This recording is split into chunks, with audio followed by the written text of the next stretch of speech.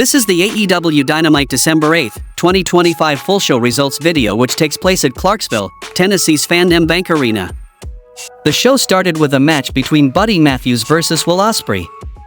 Trading chops in the corner, whip across, back body drop to the apron, Will lighting him up with chops and elbows, nobody home on the baseball slide and Buddy drop kicks him.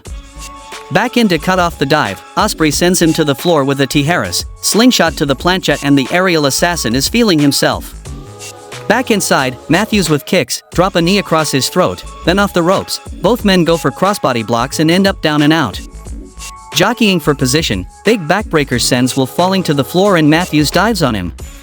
To the apron, Ospreay with a super kick, OS cutter blocked and Buddy shoves him off and face first into the announce desk. Ospreay draws him up, big chop, back and forth, kick combination from Buddy, drop kick into an enzwajiri from Will. In the end, elbow pad off, Will lines him up as he stumbles and gasps, defiance on his face, and hits hidden blade to Buddy Matthews, and won the match by pinfall. Post-match, Ospreay gets on the mic and asks ladies and gentlemen, boys and girls, whatever you identify as, to give Buddy Matthews a hand. He says he's wrestled him and he's wrestled Brody King and neither of them need to be following a leader, and he thinks he can win singles gold, and if he tells Buddy that if he ever needs a man in his corner, he's his guy. Private Party make their entrance to cut a promo from the stage and they talk about making history main eventing Collision simulcast on Max, and they want to celebrate, so how about, but then comes Hurt Syndicate. Private Party let them behind the velvet rope and MVP says they like to party, they're not all business, all the time. Velvet ropes and VIPs, he invented this. He suggests a toast to Private Party, to these young kings and talented athletes who successfully defended the tag titles. Bobby Lashley adds a toast to the Hurt Syndicate taking the tag titles and they pour their shots out and take their leave, leaving Private Party embarrassed and fuming. Then we saw a match between Bobby Lashley versus Mark Briscoe.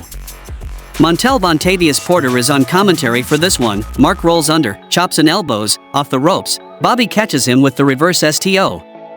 Another reverse STO, straight suplex, shoulder block sets up a swinging neckbreaker, redneck kung fu in effect, dive caught into a belly-to-belly suplex across the ring. Mark disappears under the ring and clocks Bobby with an unseen chair shot and sets the chair up for a Tope Con gyro. Lashley fireman's carry, Briscoe claws his face and bites him before throwing him into the post, headed up top, corkscrew Orihara moonsault wipes Bob out. Back elbow cuts Mark off, boot up, Briscoe getting fired up, Lashley sidesteps and hits the spear, drawing Mark up, hits spinebuster, and then applied Hurt Lock, and defeated Mark Briscoe by submission. Post-match, the Hurt Syndicate attacks Briscoe but Private Party make the save, chairs in hand. Then we saw AEW World Championship No. 1 Contenders Casino Gauntlet match. Switchblade Jay White and Hangman Adam Page to start, Wheeler Yuta is out third, Ricochet is out fourth, Shane Swerve Strickland's music and Adam Cole is out fifth. Cole throwing super kicks at everybody, Ricochet slaps the taste out of his mouth and springboards only to eat a super kick himself. Red Death Daniel Garcia is out 6th, Powerhouse Will Hobbs is out 7th. Hobbs chucks Ricochet out of the ring and starts throwing dudes around inside of it. Big Olympic slam on White, Hangman fends him off and mocks him, charging in, but he gets caught and T-boned. Roderick Strong is out 8th, Lance Archer is out 9th. Archer cutting a path of chokeslams into the ring, chokeslam puts Daniel into the turnbuckles, he catches Ricochet on a dive and tosses him aside like so much garbage.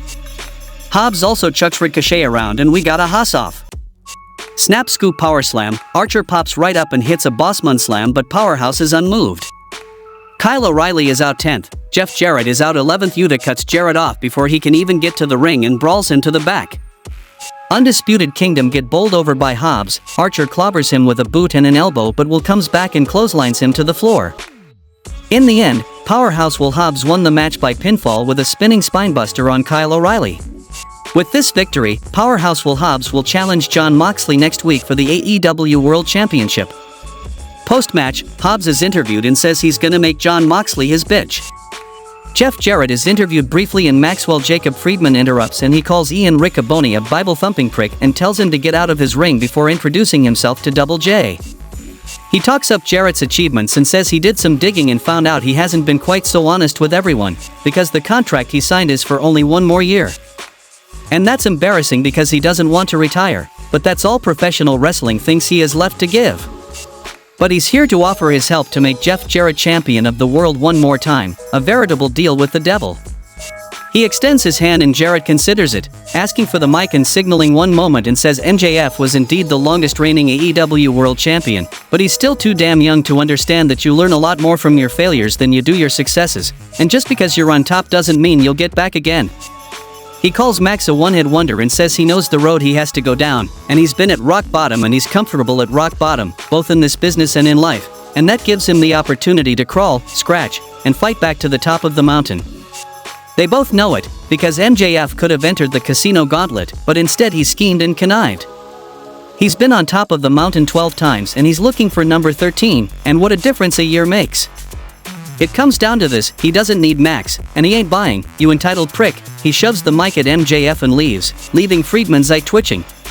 Adam Copeland makes his entrance and gets on the mic and he calls Jon Moxley out and recaps his trail of destruction, from Bryan Danielson to Darby Allin to his very close friends FTR, massive mistake. Moxley has said guys like Switchblade and Orange Cassidy and Darby don't have what it takes for the championship grind, and he disagrees on first principles, but no one has fought through what he did to get back to this ring. He's a different animal entirely, a man who broke his match wrestling Eddie Guerrero, got up, wrestled 20 more minutes, and won that match. A man who fought Malachi Black in a barbed wire cage, broke his leg, got up and wrestled 10 more minutes and won that match. So please, as much as he knows John is one of the toughest bastards to ever step foot in this ring, what exactly can he do to him that hasn't been done before? Death Riders comes, consisting of Moxley, Claudio Castagnoli, and Wheeler Yuta, ambling in from the concourse and through the crowd, and FTR get to them first. Brawling through to ringside, John putting boots to Adam, but Copeland cuts him off with a big boot. Marina Schaffer and Pac appear to cut him off and Death Riders take control through that damn numbers game. Bulldog choke saps the life out of Copeland. Moxley gets a plastic bag out, and Powerhouse Hobbs make the save. Back from commercial, Mariah May cuts a promo and Harley Cameron slides her weird lil gremlin self into frame and gets a title match for Collision. Then we saw a three-way match between Chris Statlander vs Tony Storm vs Willow Nightingale, and the winner gets number 1 entry in next week's Casino Gauntlet match. Trading quick pinfall attempts, Stat knocked to the floor, Storm with a cartwheel, Nightingale shoulder block, off the ropes, hip toss blocked, float over the slam, Tony with a waistlock, off the ropes, Willow plants her with a spinning spinebuster. Whip reversed, Chris Stat blocks a sunset flip but Nightingale catapults Tony's head into her crotch. Willow looking for the Dr. Bomb, Storm counters with a jawbreaker, Storm hits a German suplex on her, Big Boot gets a discus lariat, Statlander puts her into the corner, Nightingale German suplexes both of them at once. In the end, Chris Statlander wins by pinfall with Wednesday Night Fever on Tony Storm, earning the right to enter next week's Casino Gauntlet match at number 1. Back from the commercial, Renee Paquette interviews Tony Storm backstage and she emotionally says she gave it her best but she just wasn't good enough and she's not ready for the Casino Gauntlet match yet. Kenny Omega makes his entrance and gets on the mic and he acknowledges the chance and says they aren't making this any easier but he's grateful for them. It was a little over a year ago that he checked himself into a hospital and he got the bad news that he had diverticulitis. It took 2 feet of his intestines from him, and if he hadn't checked in when he did, he'd have died. The past year has been a roller coaster ride, and upon the success of his surgery he wanted to know how long recovery would be and when he could get back in a ring. The doctor told him he'd be lucky to return to his normal way of life, let alone return to the ring or to the Kenny Omega he used to be. So, being a professional wrestler and doing what you do, you push things too hard, and he ended up back in the hospital 4 more times and he had to ask if it was even worth it. But when he thought about giving up, he asked himself what purpose he would even have on this planet if he wasn't a wrestler. A few days ago he tested his theory and he found his purpose. If he's not in this ring in front of us every week giving us everything he has, then he's not living. If he's not showing us that Kenny Omega can be the best, he isn't living.